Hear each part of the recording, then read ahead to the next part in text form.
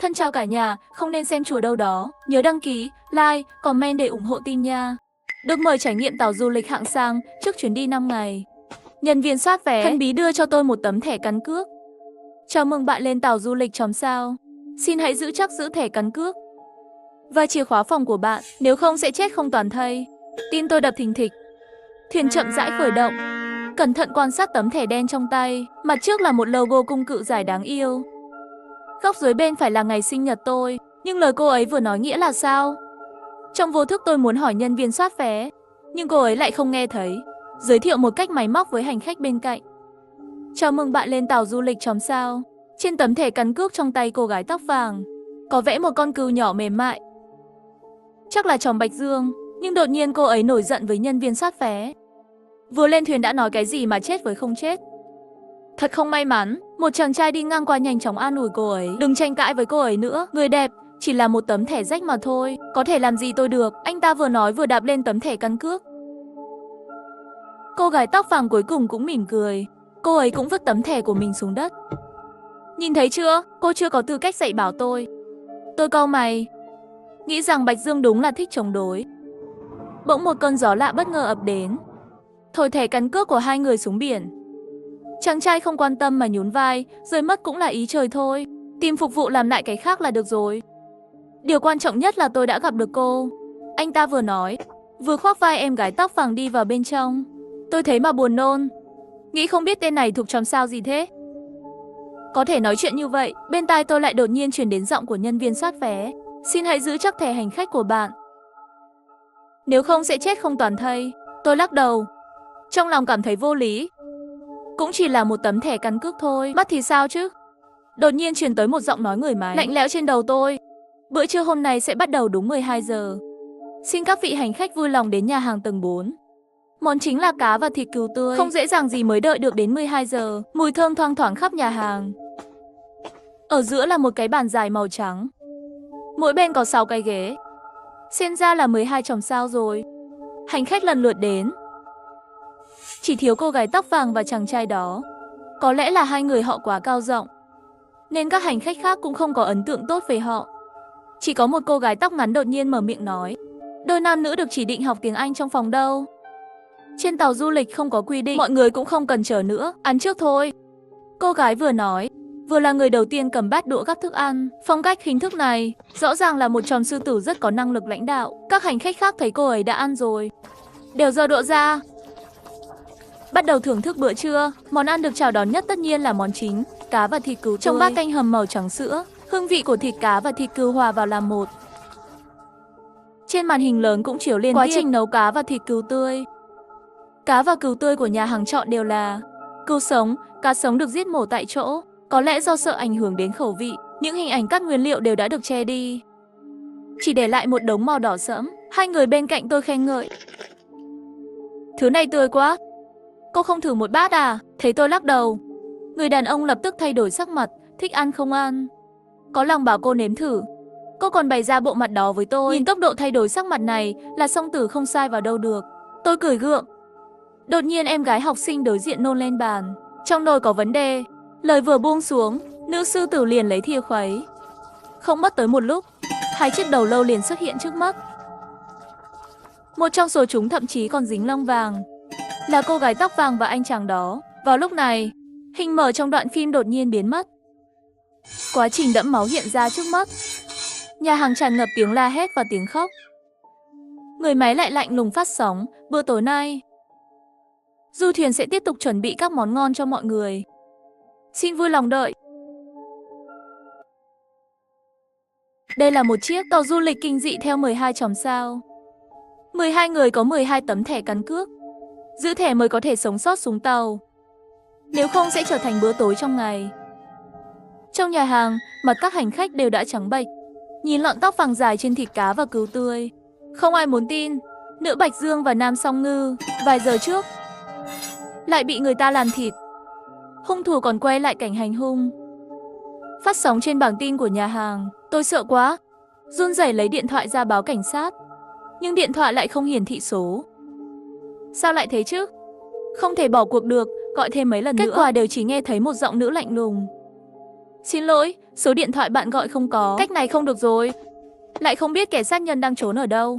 Tôi chỉ có thể đến quầy nước của nhà hàng đợi. Vô tình, thấy trên bàn có một quyển sổ tay rất đẹp. Thông tin hành khách tàu chòm sao. Sơ thấy chất liệu giống của thẻ căn cước. Tôi tò mò mở ra xem. Bên trong quả nhiên là tên của từng hành khách. Sinh nhật và chòm sao. Vừa đủ 12 cái, nhưng vừa lật sang trang. Tôi chợt dựng tóc cái. Bên trên có 2 bức ảnh cận cảnh. Trong cái nồi khổng lồ là bạch dương và song ngư bị nấu chín. Không phải chỉ là cá và thịt cừu tôi sao? Nguyên liệu trong video bữa tối đó liệu có thể là người trong số các chòm sao không?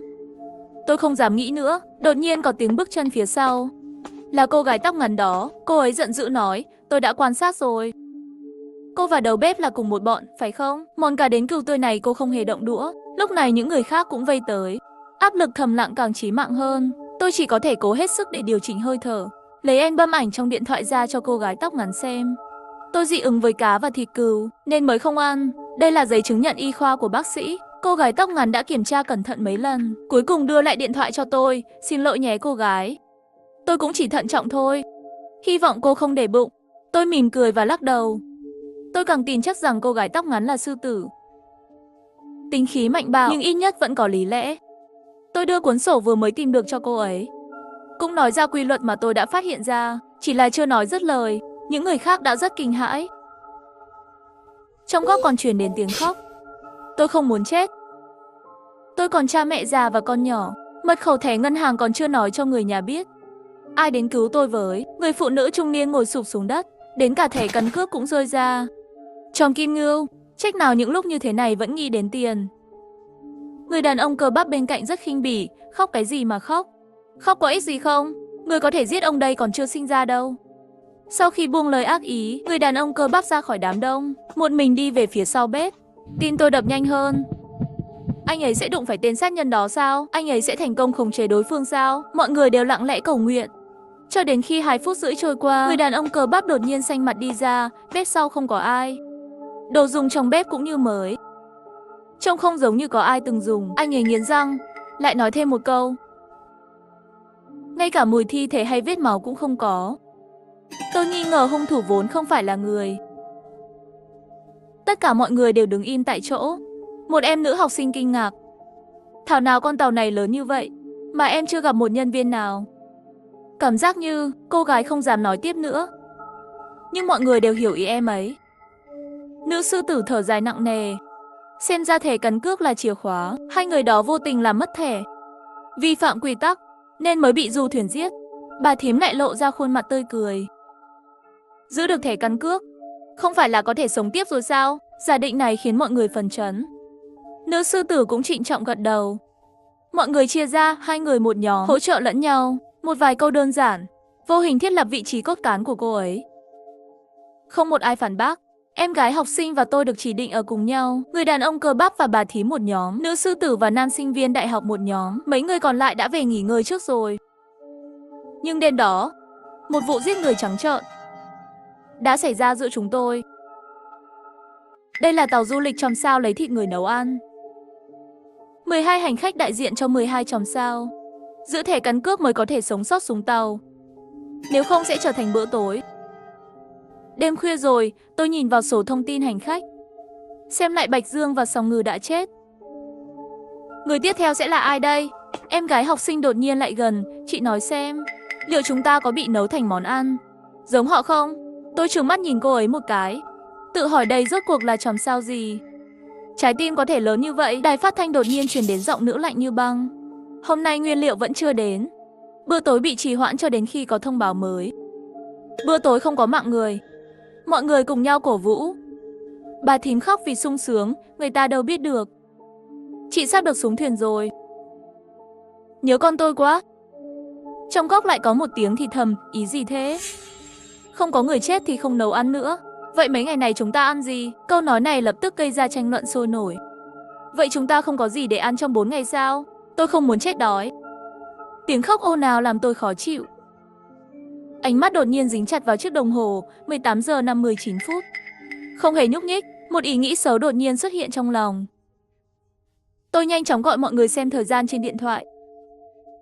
Giây tiếp theo, mọi người đều bày tỏ nghi ngờ. Sao thời gian lại dừng lại thế? Của tôi cũng vậy, thật đáng sợ. Thời gian của mọi người đều dừng lại. Trong đầu tôi bỗng nhiên xuất hiện những phỏng đoán táo bạo.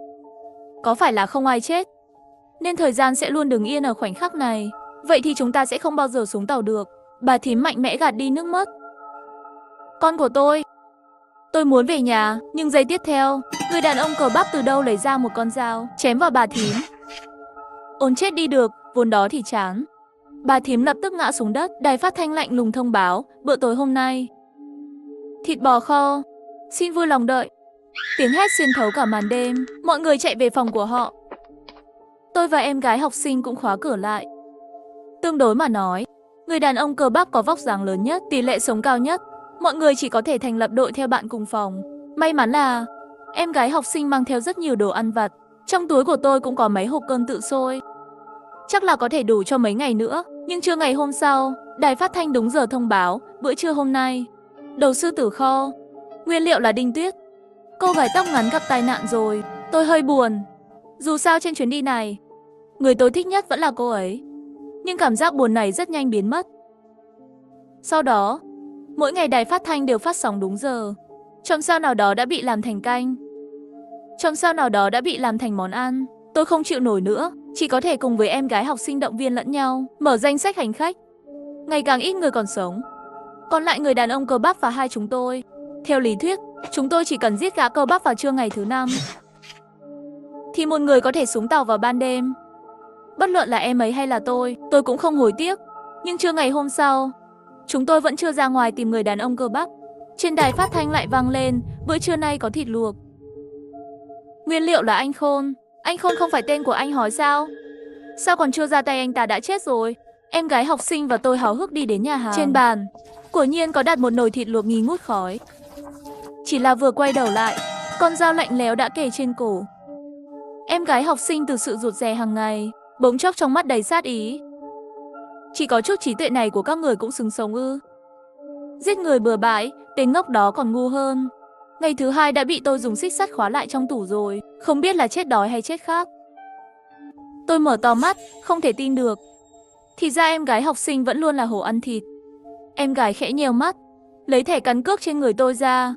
Tôi đã nhìn ra từ lâu rồi, thực ra chúng ta đều là 12 nhân cách trên những tấm thẻ này. Chỉ đáng tiếc, cuối cùng lại là Thiên Nhất tôi thắng. Đi không tiến. Chỉ với một tiếng tách, thẻ căn cước của tôi đã bị bẻ làm đôi. Vết rách đau khắp cơ thể. Tôi bỗng nhiên tỉnh dậy. Cái mũi vẫn vậy, cái miệng vẫn vậy. Chỉ là tôi trước mắt vẫn là tôi trước đây sao?